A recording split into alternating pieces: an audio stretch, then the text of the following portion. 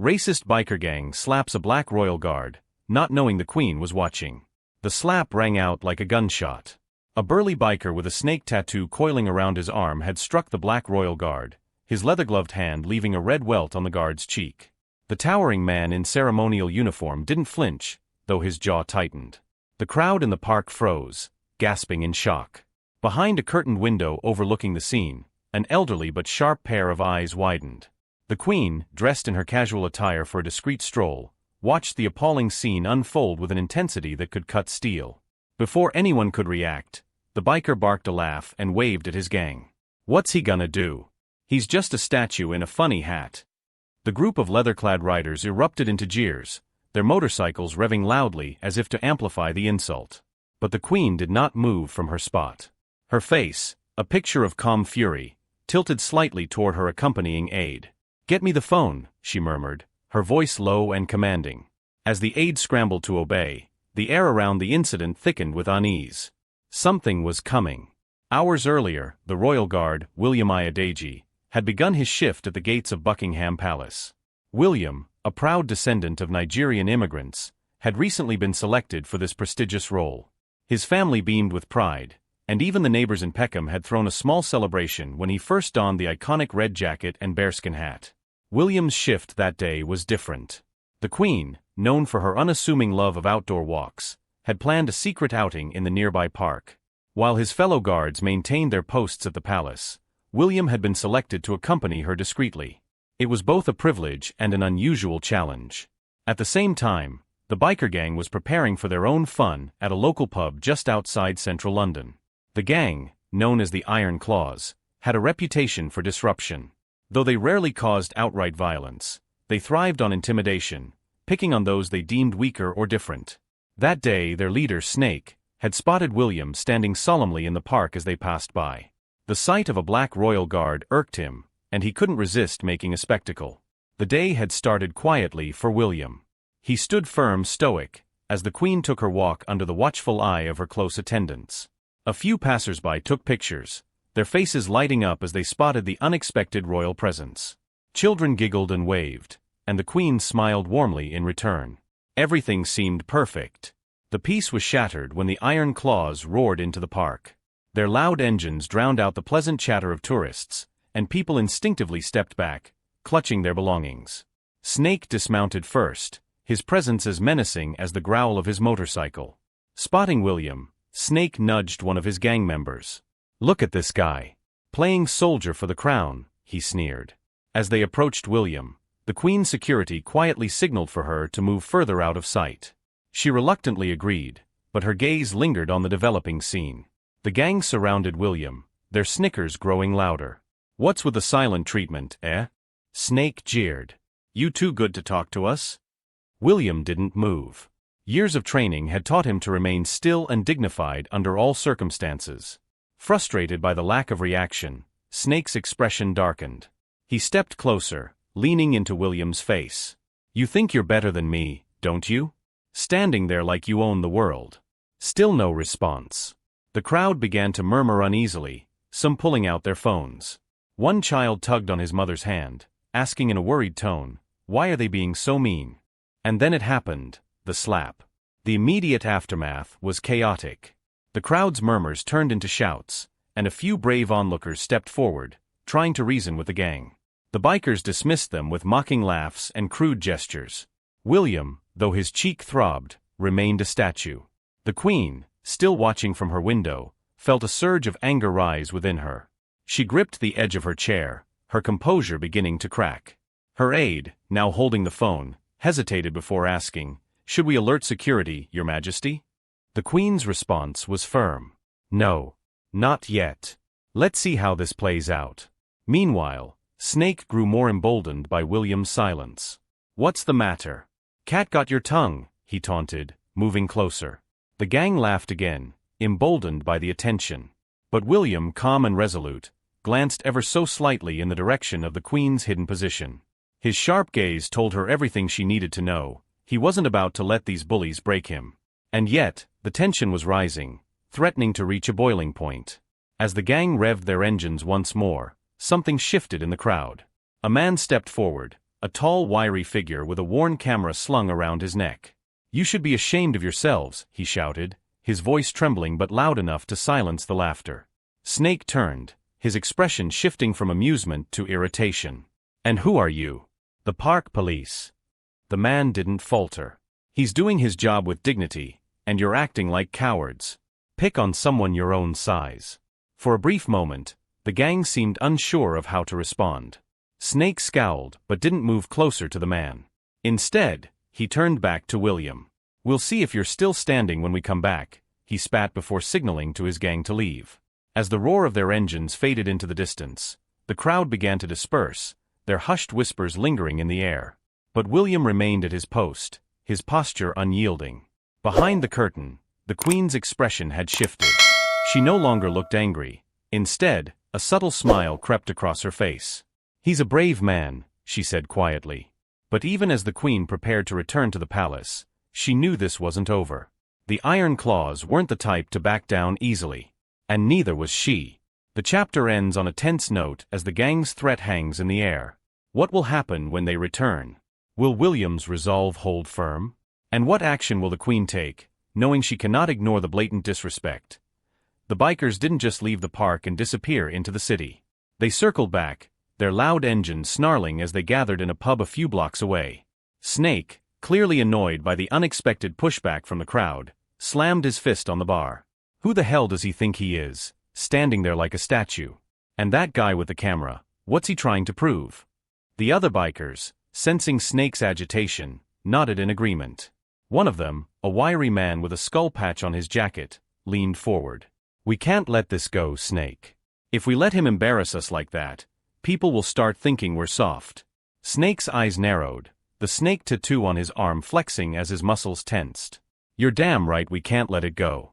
That royal clown and his fancy uniform are going to regret today." At the palace, the Queen had returned to her quarters, but her mind was still on the incident. Sitting by the window, she looked out over the city, her hands clasped tightly together. Her aide stood nearby, hesitant to interrupt her thoughts. Finally, she turned and spoke. "Get me the head of security. I want to know everything about this gang and what they're planning." The aide nodded and quickly left to carry out her orders. The Queen, despite her age, had a sharp memory and a keen understanding of human nature. She knew the Iron Claws wouldn't let this go. And she also knew they had underestimated William.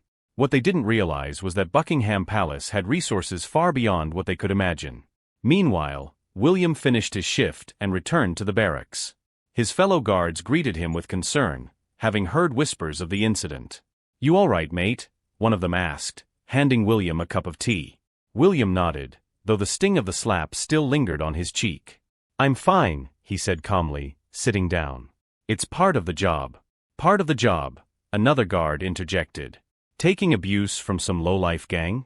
That's not what we signed up for." William shrugged. "We signed up to serve.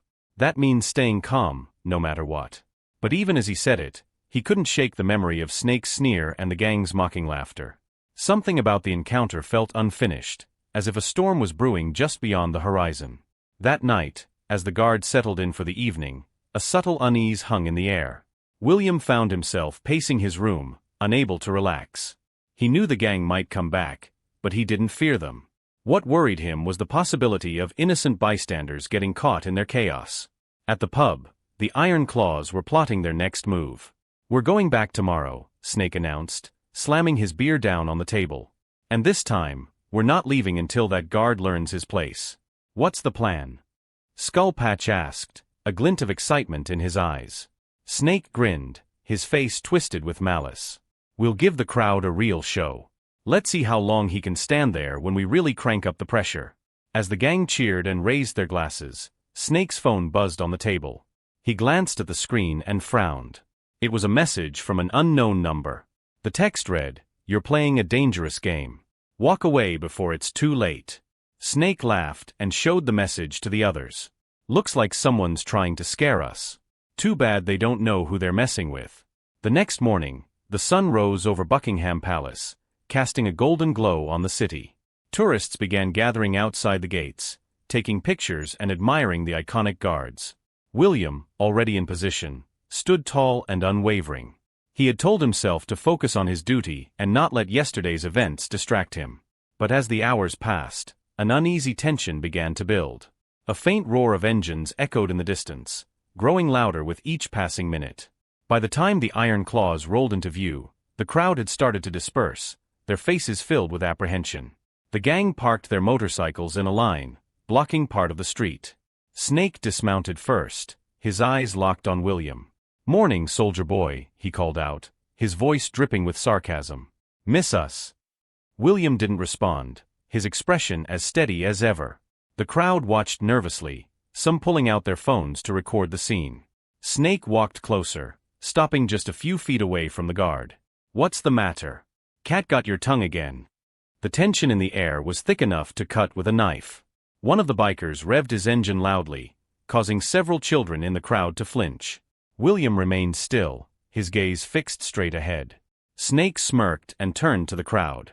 "See this? This is what they call British discipline. Too bad it comes with a side of arrogance." The crowd's murmurs grew louder, a mix of unease and anger.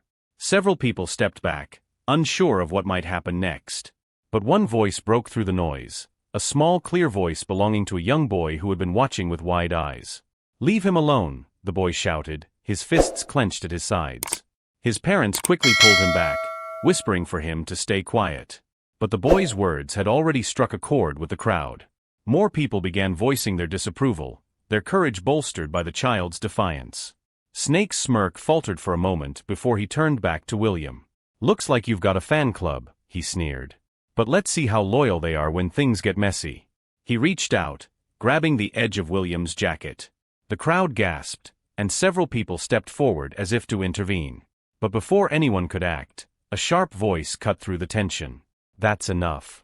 The voice wasn't loud, but it carried an authority that silenced everyone, even the bikers. Heads turned toward the source of the command, and the crowd parted like the Red Sea.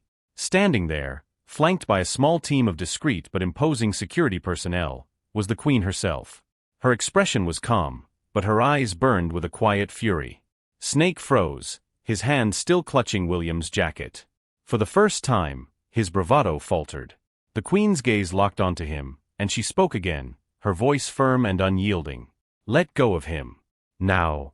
The crowd held its breath, waiting to see what would happen next. For a long tense moment, the world seemed to stop. Snake's hand lingered on William's jacket as if he was weighing his options. The Queen stood as still as a marble statue, her sharp gaze cutting through the man like a blade. The crowd was silent, all eyes locked on the unfolding drama. Finally, Snake released his grip, letting the jacket fall back into place. He took a step back, his expression caught between defiance and confusion. "Well, well," he muttered, forcing a smirk. "Didn't think royalty made house calls." The Queen ignored his sarcasm. She stepped forward with a quiet authority that made even the bikers instinctively take a step back. Her security team stayed close but didn't intervene, trusting her to handle the situation. "You've insulted this man," she said, her voice steady but laced with undeniable power. "A man who has sworn to serve and protect this nation with dignity and discipline. You've embarrassed yourselves in front of this crowd, your country, and now your Queen." Snake's smirk faltered again, but he quickly regained his composure. "We were just having a bit of fun," he said with a shrug, his tone mocking. "Didn't realize it was such a big deal." The Queen's eyes narrowed. "This is not fun. This is harassment and disrespect. And it will not be tolerated." The crowd began to murmur, their confidence growing now that the Queen had taken control. Snake glanced around, realizing the tide was turning against him. Still, his pride wouldn't let him back down completely. "We don't answer to you," he said, his voice a little louder, trying to assert dominance. "You might be the Queen, but out here, we make our own rules." The Queen tilted her head slightly, her gaze unwavering. "Do you? Then allow me to remind you of the rules you claim to live by. Intimidation and violence have consequences. And I assure you, those consequences are coming." The bikers shifted uncomfortably, their earlier bravado beginning to crumble. Snake glanced at his gang, clearly trying to gauge their support. But even they looked uneasy now, some of them avoiding his eyes. One of the younger bikers, a man with a nervous energy about him, finally spoke up. "Maybe we should go, Snake. This isn't worth it." Snake turned on him, his eyes blazing. "You scared?" You think they're gonna do anything?" But before he could say more, a faint but unmistakable sound reached their ears, the distant wail of police sirens. Snake's jaw tightened as he realized the Queen's security had already taken action. The crowd began to cheer softly, the sound growing louder as the sirens drew closer. "Looks like your time is up," the Queen said calmly, folding her hands in front of her. "Perhaps it's time you rethink your so-called rules." Snake glared at her, his fists clenching at his sides. But with the crowd against him and the police on their way, he knew he had no choice. He turned to his gang, gesturing for them to mount their bikes. "We'll see ourselves out," he muttered, his voice dripping with bitterness. The bikers revved their engines, the sound echoing through the park like a retreating army. Snake was the last to mount his bike, shooting a final glare at William before speeding off with the rest of the gang. The crowd erupted into applause, their cheers echoing through the park. Several people moved closer to William, thanking him for his bravery and offering words of support. William, ever stoic, simply nodded in acknowledgement, his face calm but his heart pounding. The Queen turned to William, her expression softening. "You've done well today," she said quietly. "You upheld your duty with grace and strength. I'm proud of you." William bowed slightly, his voice steady despite the adrenaline still coursing through him. "Thank you, Your Majesty." But even as the police arrived and began taking statements from witnesses, a nagging feeling lingered in William's mind. The Iron Claws might have left, but their parting glares and muttered threats suggested this wasn't over. He had seen men like Snake before, men who thrived on power and control, and he knew they wouldn't let today's humiliation go unanswered. Later that evening, Snake sat in the back room of the Iron Claws hideout, his fists pounding the table in frustration. The gang was quiet, their earlier bravado replaced with nervous energy. No one dared speak until Snake finally broke the silence. "We're not letting this go," he growled, his voice low and menacing. "That guard, that crowd, and especially the Queen, they all think they can humiliate us. But they're wrong." Skull Patch, ever the loyal follower, leaned forward. "What's the plan?" Snake's eyes glinted with a dangerous determination. "We hit them where it hurts. Not just that guard, but the whole system. We'll show them what happens when they mess with the Iron Claws." The gang exchanged uneasy glances, but no one dared challenge him. Snake's fury was like a storm brewing, and they knew better than to stand in its path. As the night deepened, Snake began outlining his plan, his voice rising with every word. The gang listened in silence, their fear of him outweighing their doubts. By the time the meeting ended, a sinister energy hung in the air, promising that the events of the day were just the beginning. At Buckingham Palace, the Queen held a private meeting with her security team. "I want every precaution taken," she said firmly. "This gang will not stop here, and I will not have my people living in fear." Her head of security nodded. "We're already tracking their movements, Your Majesty. We'll be ready." But even as the palace prepared for the worst, the Iron Claws were already moving. Somewhere in the city, under the cover of darkness, Snake and his gang were setting their plan into motion. A plan that would test the resolve of William, the Queen, and the entire nation. The storm was coming, and no one was ready for what would happen next. The Iron Claws wasted no time. Snake, fueled by a bruised ego and a hunger for revenge, drove his gang into action. Over the next 2 days, they began to disrupt the city in ways that went far beyond their usual antics. Reports trickled in of vandalized shops, motorcycles tearing through quiet neighborhoods, and locals harassed on the streets. The gang seemed to be everywhere, their aggression growing bolder with each incident. At first, the police dismissed the activity as typical biker behavior, but it didn't take long for them to notice a pattern. The Iron Claws weren't targeting random areas, they were creeping closer to Buckingham Palace. Each act of destruction was a taunt, a signal that they weren't finished with the Queen or her guard. William, oblivious to the gang's movements, returned to his routine. He continued his shifts, maintaining his usual stoic demeanor, but the memory of Snake's slap lingered in his mind. Though he refused to let it show, the experience had shaken him more than he cared to admit. His fellow guards tried to lighten the mood during their breaks. "You've made history, mate," one joked, holding up a newspaper with a photo of the Queen confronting Snake. "The Queen herself had your back." William smiled faintly but said nothing. He appreciated their support, but he couldn't shake the feeling that something darker was brewing.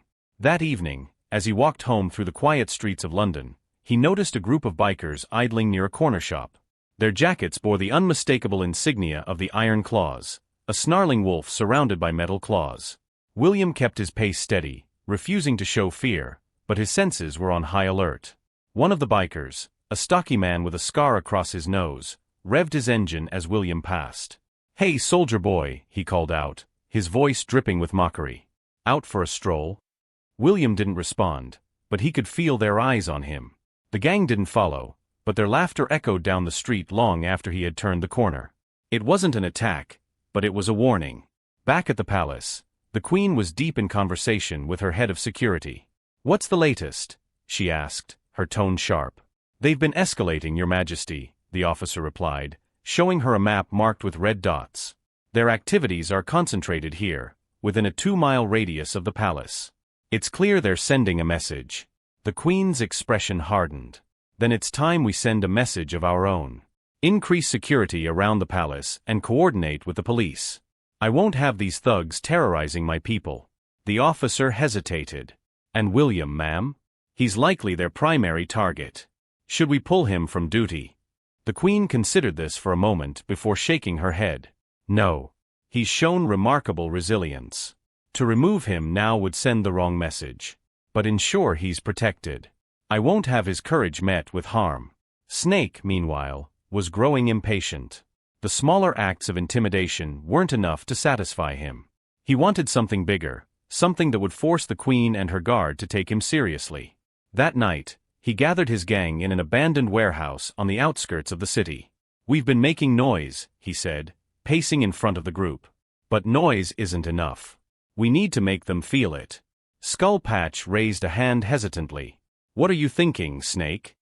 Snake smirked, his eyes glinting with malice. "A show of power. Something they'll never forget." He pulled out a crumpled map of the city, slamming it down on the table. His finger landed on a spot circled in red, a public square just a short walk from the palace gates. "Tomorrow, we take the square. Full force. And when we do, we'll send a message they can't ignore." The following day, the square was bustling with activity. Tourists snapped photos of the historic buildings, street performers entertained passers-by, and vendors sold souvenirs from colorful carts. It was a scene of peaceful normalcy, until the roar of engines shattered the calm. The Iron Claws arrived in a cloud of noise and chaos, their motorcycles tearing through the square like a swarm of angry wasps. People screamed and scattered as the gang parked their bikes in the center, blocking the pathways and trampling over vendor stalls. Snake dismounted first, his boots crunching on broken souvenirs. "All right, listen up," he shouted, his voice booming over the noise. "We've got a message for the palace, and we're not leaving until they hear it." He turned to one of the gang members, who handed him a metal chain. Snake swung it menacingly, his grin widening as he saw the fear in the faces of the crowd. "Let's see how brave their little guard is when he sees this." Unbeknownst to Snake, William was already on his way. The Queen, having received intelligence about the gang's plan, had ordered her security to intervene. William, ever the dutiful guard, volunteered to join the team. When he arrived at the square, the scene was worse than he had imagined.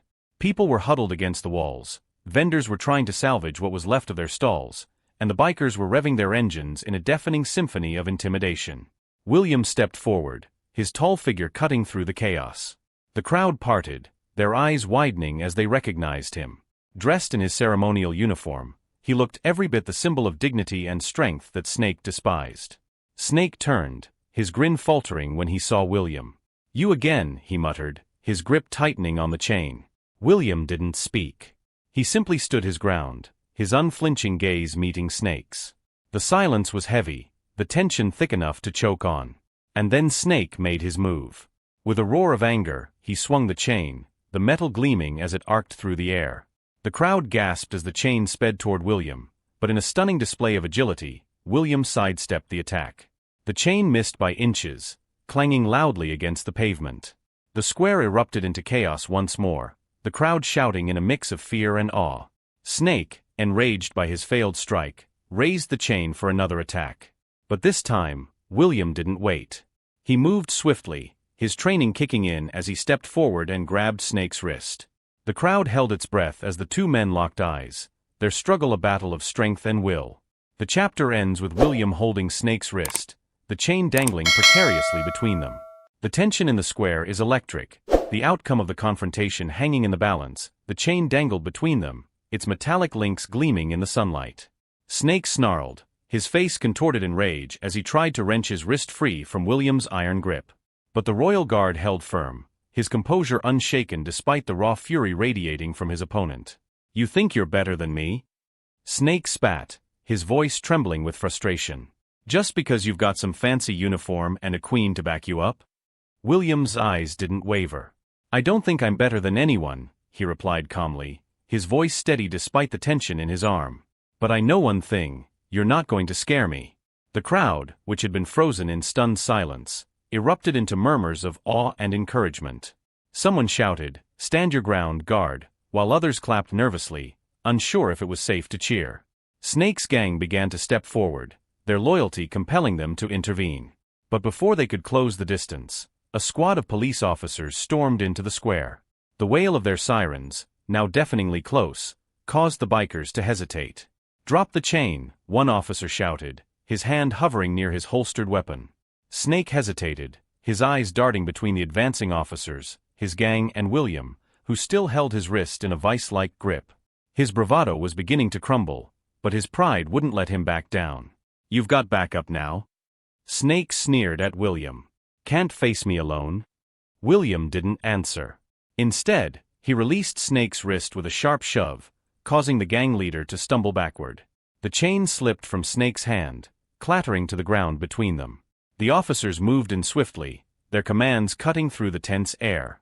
"Hands where we can see them. Step away from the bikes." Snake glared at the officers, then at William, before raising his hand slowly. "You think this is over?" he hissed, his voice low enough for only William to hear.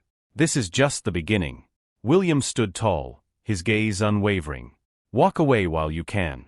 The officers quickly detained Snake and a few of the more aggressive gang members, but the rest of the Iron Claws managed to scatter, disappearing into the maze of city streets. The square was left in a state of disarray, overturned carts, trampled goods, and shaken civilians. As the police secured the scene, William found himself surrounded by grateful onlookers. People clapped him on the back, shook his hand, and even snapped pictures despite the officers' attempts to disperse the crowd. "Thank you," an elderly woman said, clutching William's arm. "You stood up to them when no one else could." William nodded politely, but his focus remained on the bikers being led away in handcuffs. Snake, even as he was forced into a police van, turned to glare at William one last time. The look in his eyes was a promise. This wasn't over. Later that evening, William returned to the barracks, exhausted but resolute. His fellow guards greeted him with a mix of admiration and concern. "Blimey, William, you've made the papers again," one of them said, holding up a freshly printed headline, "Royal Guard confronts biker gang in public square." William sighed as he sat down, rubbing his temples. "That's not the kind of attention I wanted." "Attention or not, you handled yourself well," another guard said. "But you know they're going to come back for you." William nodded, his thoughts already racing. The Iron Claws weren't just a gang, they were a menace with a leader who thrived on vengeance. He knew this wasn't the end of their feud. If anything, it was only the beginning. Snake, now back at the gang's hideout after being bailed out by a mysterious ally, was seething. His gang sat around him, nursing beers and bruised egos. "We can't keep letting him embarrass us," Snake growled, slamming his fist on the table. "First at the park, then at the square. If we don't act now, they'll think we're a joke." Skullpatch, who had managed to escape the police, leaned forward cautiously. "What's the plan, Snake? The cops are watching us now. We can't just roll into the palace gates." Snake's lips curled into a sinister smile. "We don't need to go to the palace. We bring the fight to him. He's not hiding behind his uniform all the time. He's got a home, a life outside those gates. We'll make him pay where it hurts." The gang exchanged uneasy glances. Targeting a royal guard was one thing, but dragging the fight into his personal life was a dangerous escalation. Still, no one dared challenge Snake's authority. The Queen, meanwhile, was in a private meeting with her senior advisors. "What's our status?" she asked, her tone firm. Snake and a few others were detained but released on bail, the head of security reported. "Their activities have been disrupted for now, but we expect retaliation." The Queen's expression darkened. "We must ensure William is protected.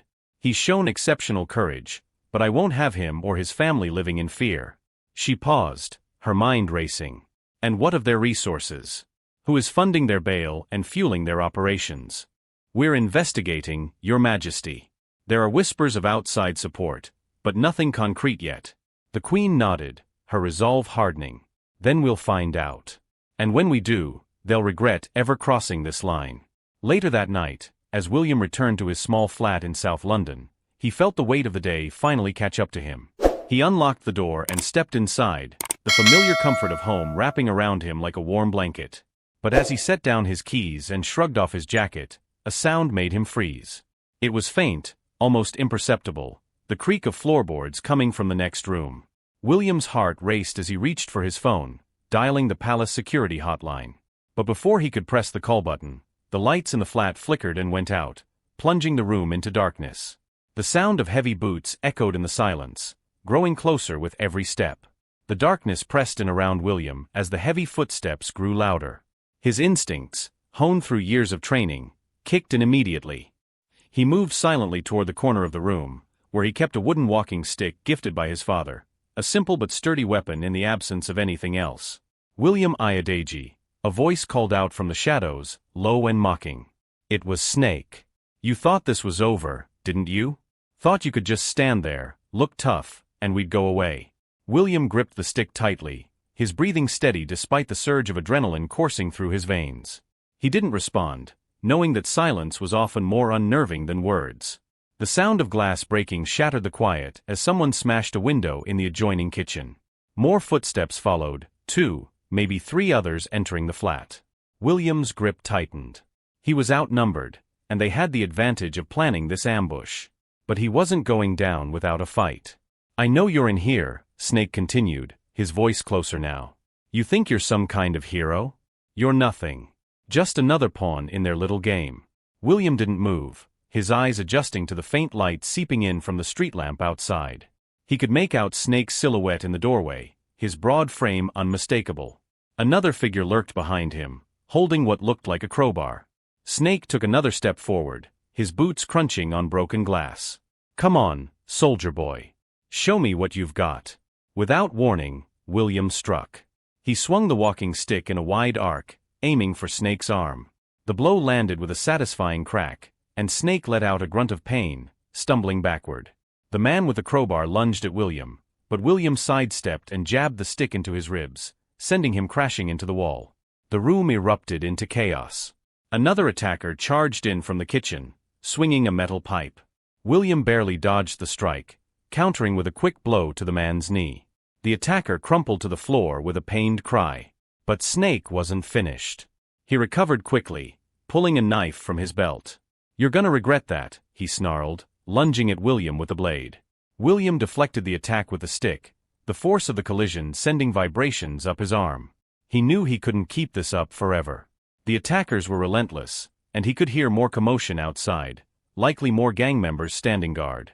Outside, a figure watched the scene unfold from the shadows. It was one of the Queen's security officers, tasked with keeping an eye on William following the recent escalation. The officer quickly radioed for backup, his voice urgent. We've got a situation at the guard's residence. Multiple attackers. Requesting immediate support. The response crackled through his earpiece. Hold position. Reinforcements are en route. Inside, William was holding his ground, but the strain was beginning to show. Snake and his men were more aggressive now, their frustration fueling their attacks. William managed to disarm one of them, sending the crowbar skidding across the floor, but Snake's knife was still a serious threat. You're tough, I'll give you that, Snake said, circling William like a predator sizing up its prey. But everyone's got a breaking point. William didn't answer. His focus was entirely on Snake, watching for the slightest movement that would signal his next attack. The room was a mess, overturned furniture, shattered glass, and blood smeared on the floor from one of the injured gang members. The air was thick with tension, each second stretching into an eternity. Then, a sound from outside shattered the standoff, the unmistakable wail of sirens. The gang froze, their heads snapping toward the window. Cops, one of them shouted, panic creeping into his voice. Snake cursed under his breath, his grip on the knife tightening. This isn't over, he growled, glaring at William. You got lucky tonight, But next time, there won't be anyone to save you." He gestured to his men, and they bolted, scrambling out of the flat as the sirens grew louder.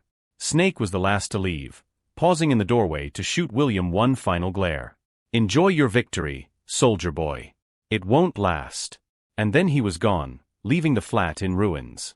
Moments later, the police and the Queen's security team arrived, swarming the scene. Officers secured the area while medics checked William for injuries. Though shaken, he assured them he was fine, brushing off the blood on his arm as a minor cut. The Queen's head of security approached him, his expression grim. "They're escalating. This wasn't just intimidation. They came here to hurt you." William nodded, his face set in determination. "They won't stop until they get what they want. We need to stop them first." "We will," the officer promised. "But you need to stay somewhere safe for now. The palace has already arranged secure accommodations." William hesitated but finally agreed. He knew this fight wasn't just about him anymore. The Iron Claws were a threat to everyone, and they needed to be stopped before more lives were endangered. Back at their hideout, Snake was fuming. His injured men sat in sullen silence as he paced the room, his mind racing. "We're not done," he said, his voice low but filled with venom. "This isn't just about that guard anymore. It's about sending a message to the whole damn system." Skullpatch, nursing a bandaged hand, looked up cautiously. "What's the next move, Snake?" Snake's eyes glinted with a dangerous determination. "We go bigger. No more small-time stunts. If they want a war, we'll give them one." The chapter ends with Snake's declaration, the shadow of his next plan looming large. William, now under heightened protection, knows the Iron Claws are far from finished. The question isn't if they'll strike again, it's when and how devastating it will be. This content may violate our usage policies. Did we get it wrong? Please tell us by giving this response a thumbs down. The Iron Claws hideout buzzed with restless energy. Snake leaned over a map sprawled across a battered table, his finger tracing a route toward Buckingham Palace. Around him, his men watched silently, their earlier bravado now replaced with unease. Snake's eyes burned with intensity as he outlined his plan. "This isn't just about the guard anymore," he said, his voice cold and sharp. "It's about showing them we're not afraid of their crown, their palace, or their so-called law. Tomorrow, we make our move." "What kind of move?" one of the younger bikers asked nervously. Snake shot him a glare that silenced any further questions. "We're going to send a message they'll never forget. A public one."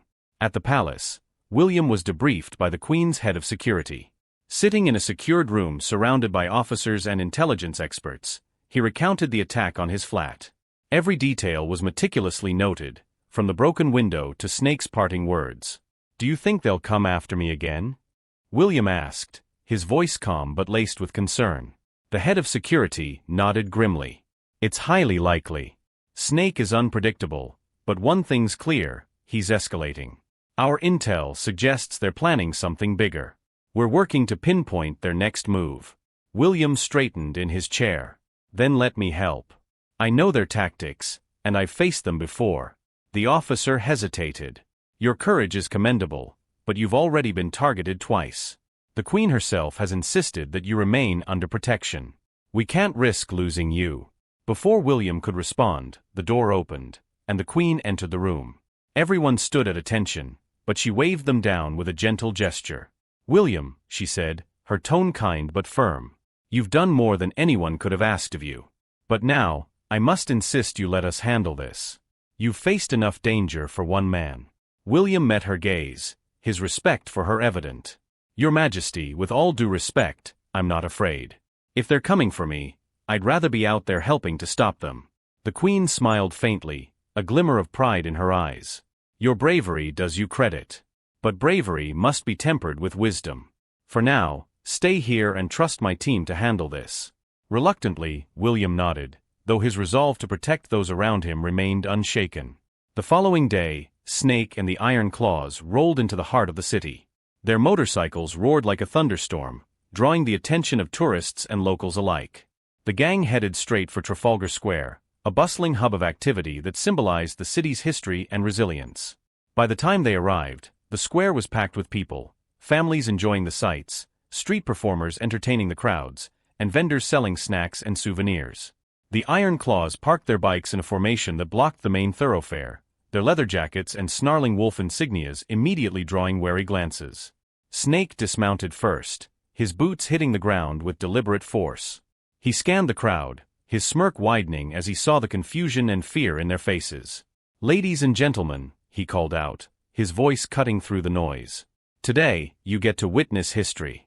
The gang began to spread out, their presence unsettling the crowd. Vendors hurried to pack up their goods, while parents ushered their children away from the chaos. Snake climbed onto one of the large fountains at the center of the square, raising his arms theatrically. "This city," he shouted, "belongs to us. Not to the royals, not to the police, and certainly not to some guard playing dress-up. Today we take back what's ours." The gang erupted into cheers, their energy feeding off Snake's defiance. Several of them began smashing vendor stalls and knocking over display carts, sending food and merchandise scattering across the square. But Snake wasn't finished. He reached into his jacket and pulled out a flare gun, firing it into the air. The bright red flare arced over the square, leaving a trail of smoke in its wake. "Let this be a warning to the palace," he declared. "We're not going anywhere." At the palace, the Queen's security team was already monitoring the situation. Alarms blared as live footage of the gang's rampage filled the screens in the control room. "They're at Trafalgar Square," an officer reported, his voice urgent. "It's a full-scale disruption." The head of security turned to the Queen, his expression grave. "Your Majesty, we need to act now. This could escalate into a riot." The Queen nodded. "Deploy the response team immediately. And make sure William stays here." But William, who had overheard the commotion, wasn't about to stay on the sidelines.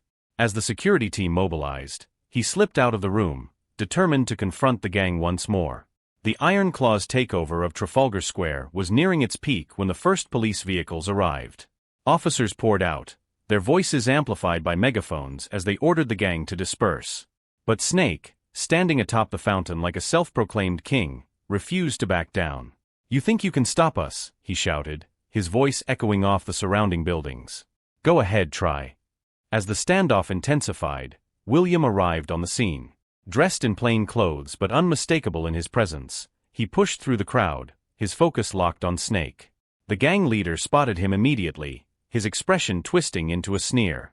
"Well, well," Snake called out, pointing at William. "Look who decided to join the party." William stepped forward, his voice calm but commanding. "This ends now, Snake. You've made your point. Leave before anyone gets hurt." Snake laughed, his voice dripping with mockery. "You don't get it, do you? This isn't about hurting people. It's about showing them who's really in charge." But William wasn't backing down. "You're not in charge, Snake. You're just a bully who can't stand being ignored. And bullies always fall." The crowd watched in hushed anticipation as the two men faced off. Snake, his pride and rage boiling over, jumped down from the fountain and strode toward William. The square seemed to hold its breath. And then, Snake lunged. The chapter ends with Snake charging at William, the confrontation set to explode into chaos as the crowd, the police, and the gang look on. The stakes have never been higher. Snake's lunge was fast, but William was faster. He sidestepped the attack with precision, sending Snake stumbling forward. The crowd gasped as the gang leader whirled around, his face twisted with rage. The tension in the square reached a fever pitch, everyone waiting to see who would make the next move. Snake growled and reached for his belt, pulling out a switchblade. The polished steel gleamed in the sunlight as he flicked it open. "You've got guts, soldier boy," he snarled, taking a step closer. "But guts won't save you."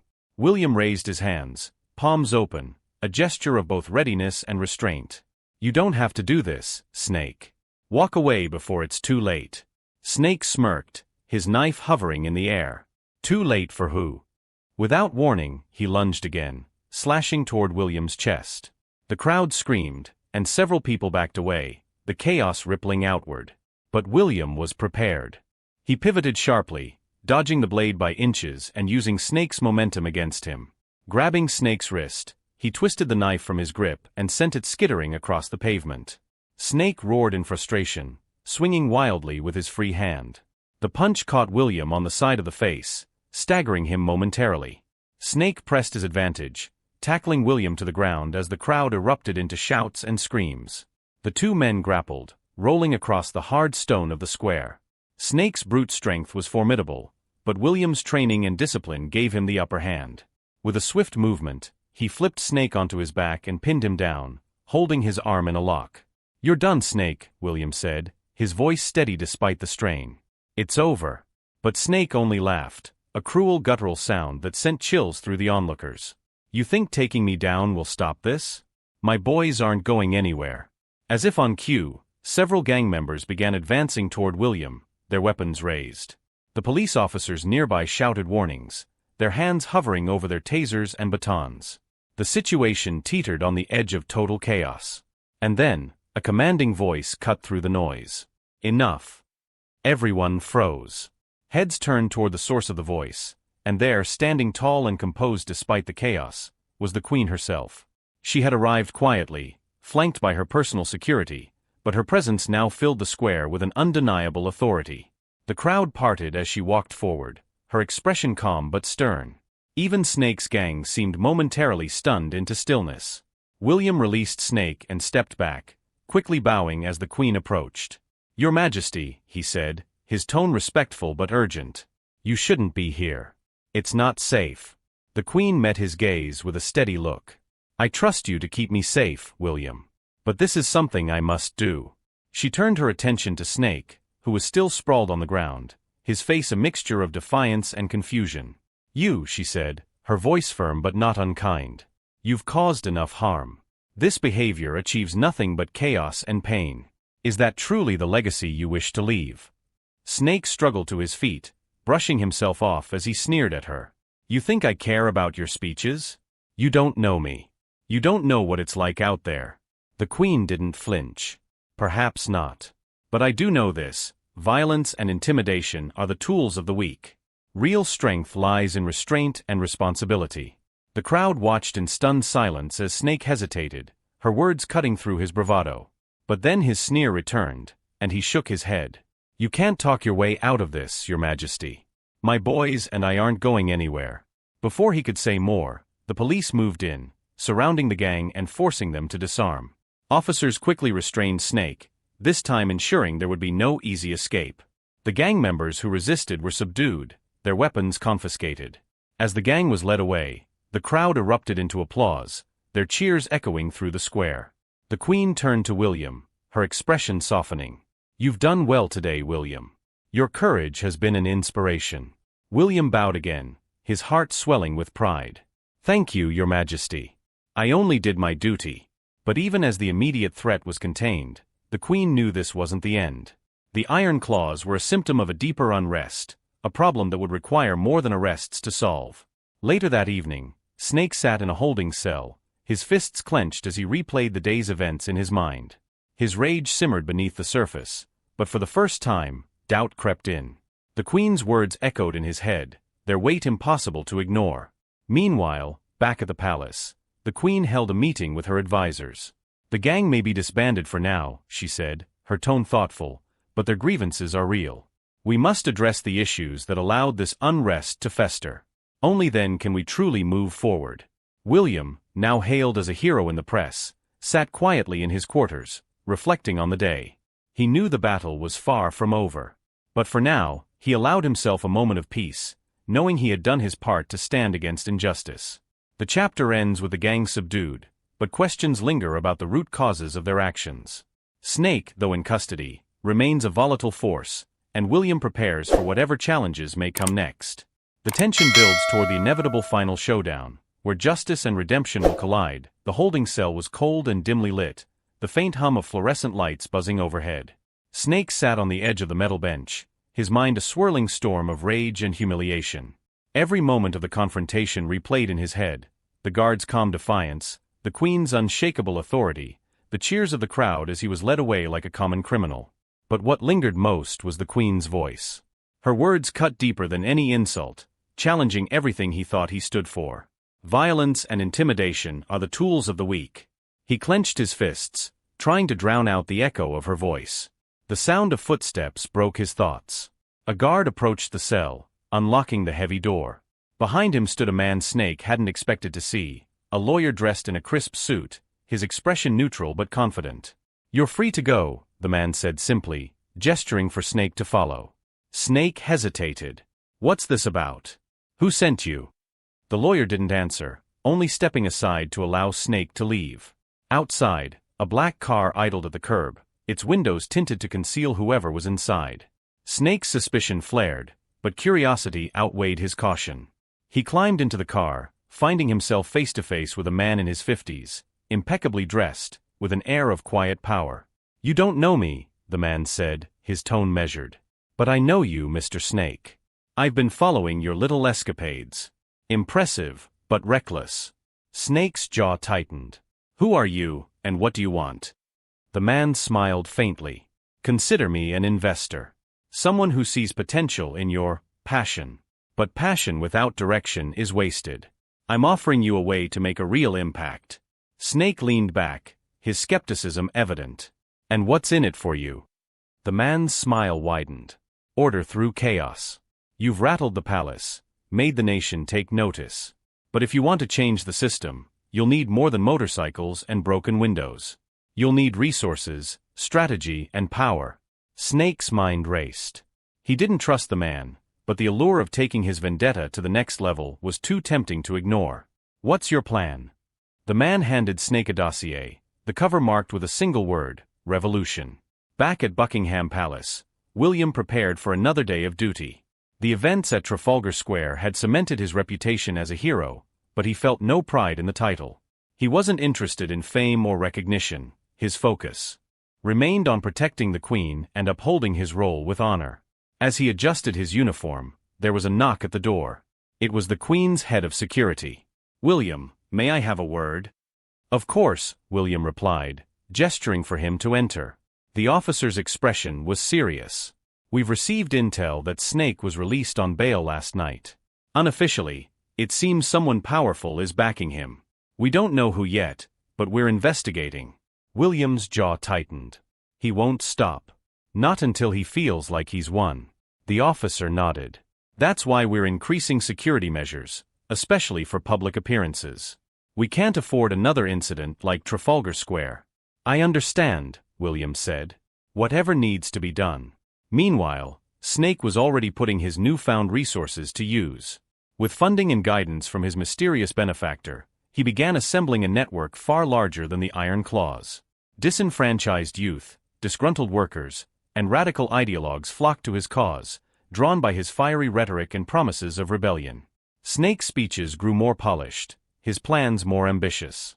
What had started as a biker gang's vendetta against a royal guard was evolving into a full-scale movement, one that aimed to challenge the very foundations of the monarchy. The Queen's advisors quickly took notice. Reports flooded in of protests erupting across the city, many of them organized under Snake's new banner. The once quiet streets were now filled with chants and banners, their messages increasingly hostile. At the palace, the Queen convened an emergency meeting. William was among those present, his presence now seen as crucial to the discussions. "The situation is escalating rapidly," one advisor said, pointing to a map dotted with red markers. "Snake has turned his personal grudge into a nationwide movement. If this continues, it could destabilize the entire country." The Queen listened intently, her expression grave but composed. "What do we know about his backer?" "Not much," the head of security admitted. "Whoever they are, they're careful. No direct ties, no traceable transactions. But their goal seems clear: to fuel Snake's rebellion and undermine the monarchy." The Queen turned to William. "You've faced Snake twice now. What's your assessment of him?" William paused, choosing his words carefully. "He's dangerous, but not invincible. He thrives on attention and thrives even more on fear. If we can strip him of his platform, his power will collapse." The Queen nodded thoughtfully. "Then we must act decisively. Not just to protect the monarchy, but to address the root of this unrest. People like Snake don't rise in a vacuum." The meeting ended with a renewed sense of urgency. Plans were set into motion to counter Snake's growing influence, but the Queen knew this was only the beginning of the fight. That evening, Snake held a rally in an abandoned factory, his voice booming over the gathered crowd. "They think they can silence us," he shouted, his arms raised in defiance. "But we won't be ignored. The palace, the Queen, the whole system, they've had their time. Now it's ours." The crowd erupted into cheers, their energy electric. Snake's benefactor watched from the shadows, a satisfied smile on his face. Everything was proceeding according to plan. But as Snake basked in the adulation, he didn't notice the figure lurking at the edge of the crowd, a plainclothes officer quietly relaying every detail back to the palace. The chapter ends with the stakes at their highest. Snake's movement is growing, his plans becoming more dangerous, and the monarchy is under siege. William and the Queen must prepare for a final confrontation that will determine the future of the nation. The morning was heavy with tension. London's streets buzzed with whispers about a massive protest planned for that evening. Reports indicated that Snake and his growing network were mobilizing thousands of supporters to march on Buckingham Palace. The monarchy hadn't faced a direct challenge like this in decades, and the weight of history seemed to hang in the air. Inside the palace, William stood in the Queen's private chambers, flanked by senior security officials and the Queen herself. Maps and intelligence reports covered the table, outlining the scale of the imminent threat. "We've confirmed Snake's plan," the head of security said. "They're targeting the gates. He's promising a symbolic overthrow. This isn't just a protest, it's an attempt to humiliate the monarchy on a global stage." The Queen's expression was calm but resolute. "What measures are in place?" "Police will form a perimeter around the palace, but we're facing a volatile situation," the officer replied. "The crowd could escalate into a mob. We've also received credible threats that Snake's group is armed." William stepped forward. "I want to be at the gates." The room fell silent. The Queen looked at him, her expression softening. "William, you've already done so much. I won't ask you to put yourself in harm's way again." "With respect, Your Majesty, I'm not asking permission," William said firmly. "This is my duty. They're coming because of me, and I won't hide while others face the danger." The Queen held his gaze for a long moment before nodding. "Very well. But promise me you'll be cautious." "I will," William said, bowing slightly. As evening fell, the protest began to take shape. Thousands of people flooded the streets surrounding the palace, many carrying signs and shouting slogans.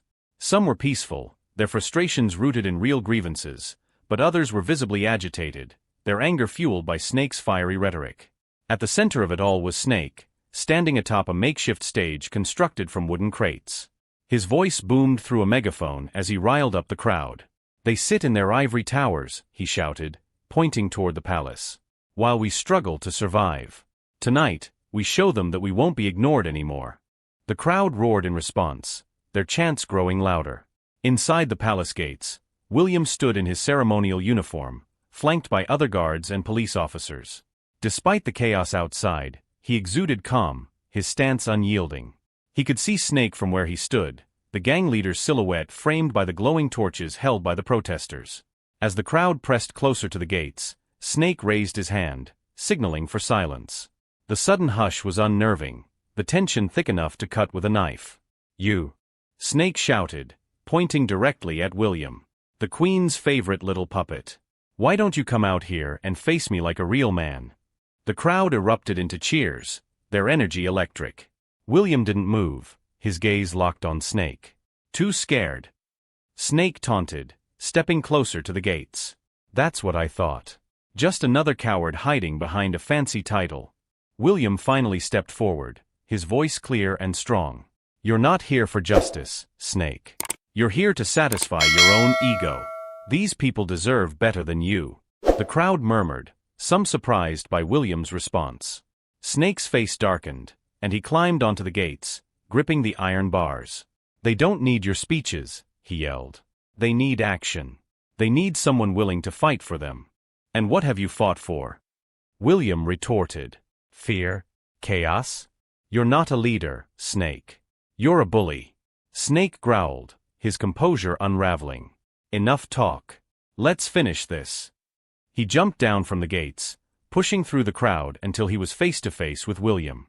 The guards and police tensed, but William raised a hand, signaling them to hold their positions. "I'm right here," William said evenly. "If this is about me, let's settle it. Leave everyone else out of it." Snake sneered. "You don't get to make the rules." Before he could say more, the crowd surged forward, and the gates buckled under the pressure. Chaos erupted as protesters clashed with police, and Snake used the commotion to lunge at William. This time, he wasn't holding back. The fight was brutal. Snake swung wildly, his blows fueled by rage, but William's training gave him the edge. He ducked and countered, landing precise strikes that left Snake staggering. The crowd's chants faded into the background as the two men fought, their conflict a physical embodiment of the night's turmoil. Finally, William landed a decisive blow, knocking Snake to the ground. The gang leader tried to rise, but William stood over him, his voice calm but firm. "It's over, Snake. You've lost." The crowd, seeing their leader defeated, began to disperse. Some shouted angrily, but others left quietly, disillusioned by the night's events. The police moved in, arresting the remaining agitators and restoring order. Hours later, Snake sat in the back of a police van, his face bloodied but defiant. He glared out the window as the palace grew smaller in the distance. His movement had crumbled, but the seeds of discontent he had sown would not be easily erased. Back at the palace, the Queen met with William privately. "You've done more than your duty," she said, her tone warm. "You've shown courage, restraint, and unwavering loyalty. The nation owes you a great debt." "I only did what I had to," William replied humbly.